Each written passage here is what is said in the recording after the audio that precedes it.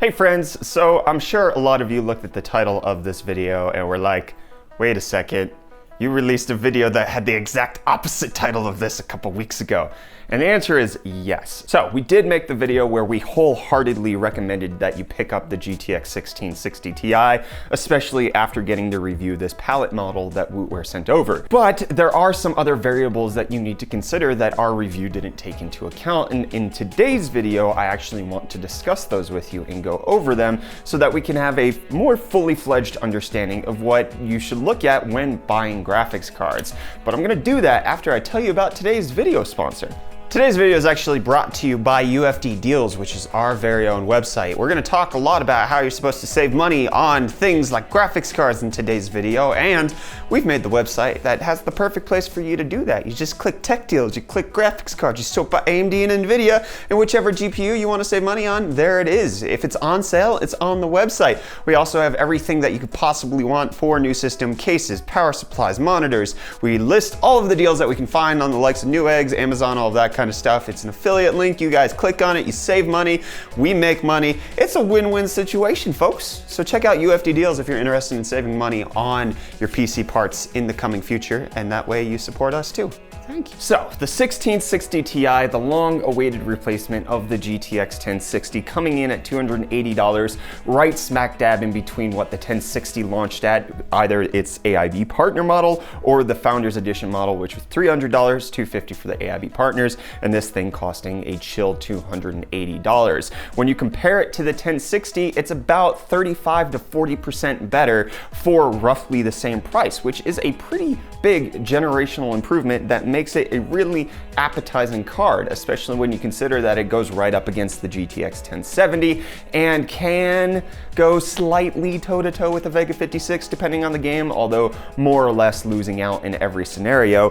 It actually is one of the easiest cards to recommend if you're buying new. And in fact, between this and the RTX 2060, these are the best price to performance graphics cards that are out on the market right now that have been released in the last year. So out of these two, it's, do you want better performance or do you want better value? It's honestly, they're about the same value. So it's $280 versus $350.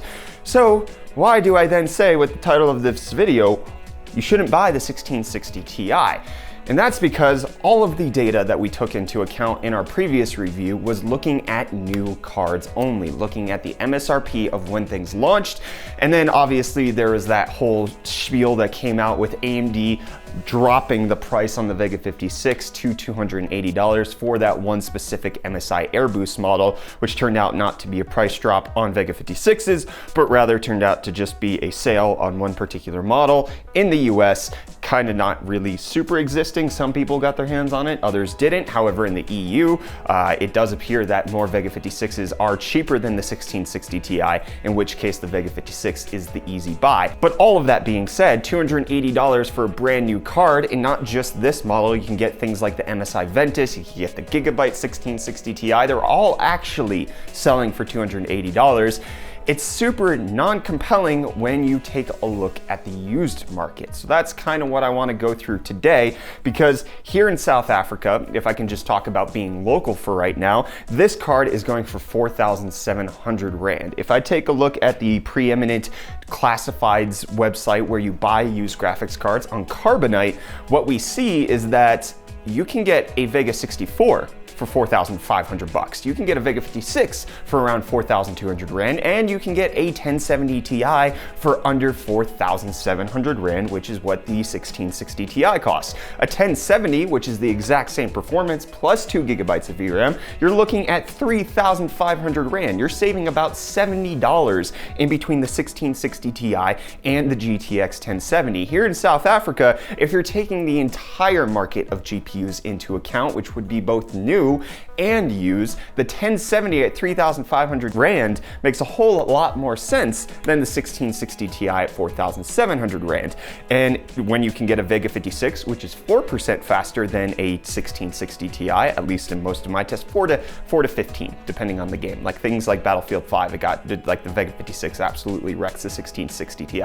But then you have the 1070 Ti, which is 10 to 20% faster, going for on sale either at the same price or cheaper than the 1660 Ti. This thing with 6 gigabytes of VRAM versus the 1070 Ti with a stronger core and then more VRAM just makes a whole more sense.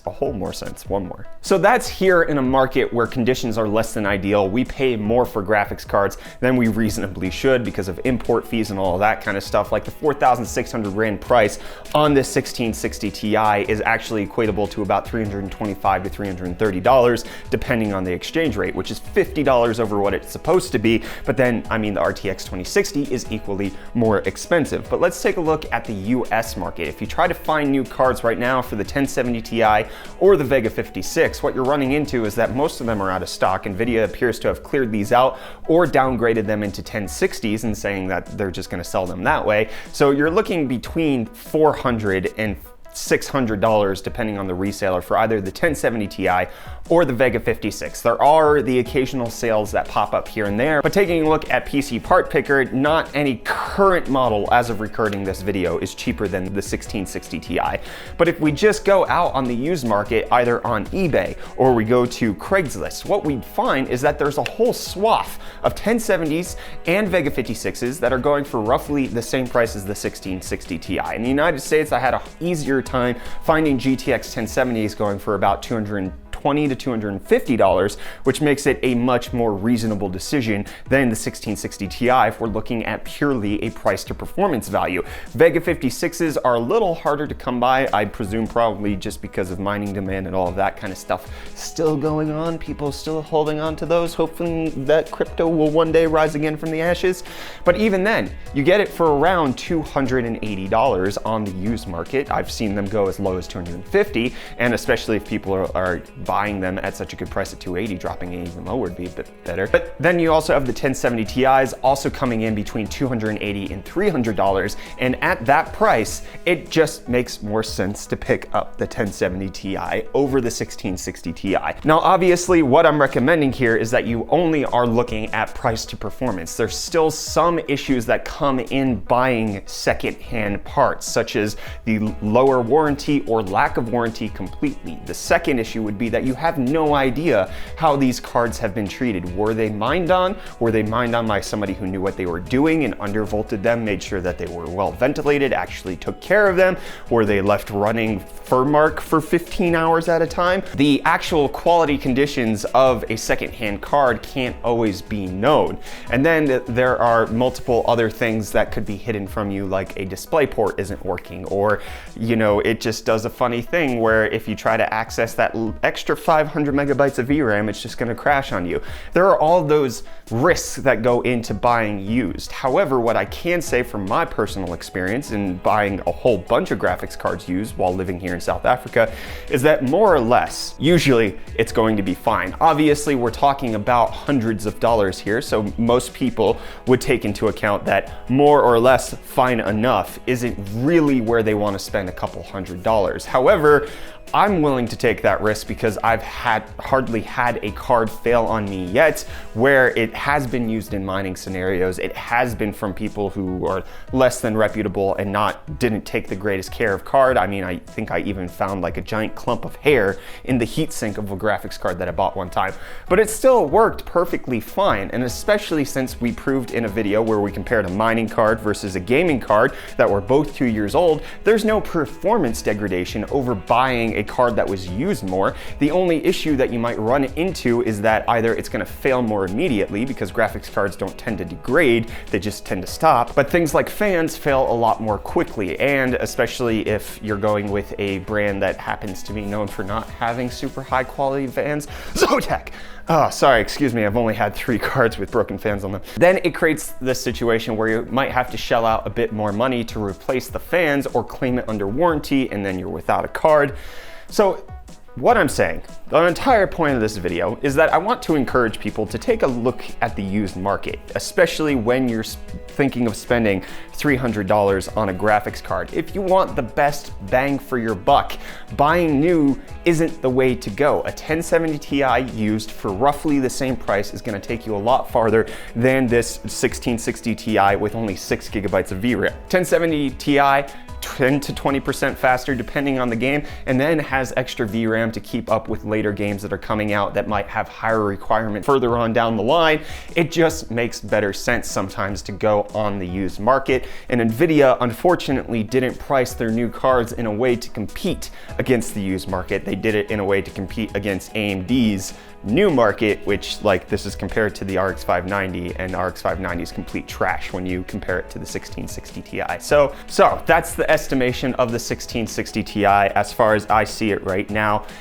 If you can, if you're willing, if you want to take the risk, buy used, my friends. You're gonna save a graphics card from going to the scrap heap. You're gonna feel really good about yourself. It's gonna, you know, just love you more because it didn't have to get put down the next day because it was biting all of the other parts in the PC system. And yeah, I'm not sad about that at all. If you're willing to take the risk, picking up a card that's gonna perform better now and likely perform better in the long run, seems like a good idea. So check out your used local scene. Try to find people who you trust. Try to find things like Carbonite here in South Africa, where there is an iTrader system. So it's based on the fact that people are trustworthy. They've done good sales in the past. They seem to have a good track record. They actually communicate everything that they need to about the products that they're selling. And it creates an environment where everybody can feel trusted and loved and respected as humans who are trying to make money. So let me know what you think of this video. Let me know what you think of the 1660 Ti. Are you more likely to buy used over new, especially if you're building a system? And if you just want to save money, picking up a 1070 for $240 makes a whole lot of sense as well. Let me hear from you down in the comments. Don't forget, it's brought to you by UFD Deals. Go buy the stuff at the link in the video description if you decide that you don't want to buy used, because everything just works. Hit the like button if you enjoyed it. Get subscribed to stay up to date on all of our tech related content. I'm Brett with the UFD Tech channel. The 1660 Ti, buy it new, don't buy it used. I'm sure a used 1660 Ti would also be at a great price. You know what I meant. Anyways, I'll see your smiling faces again in the next video. Love you too.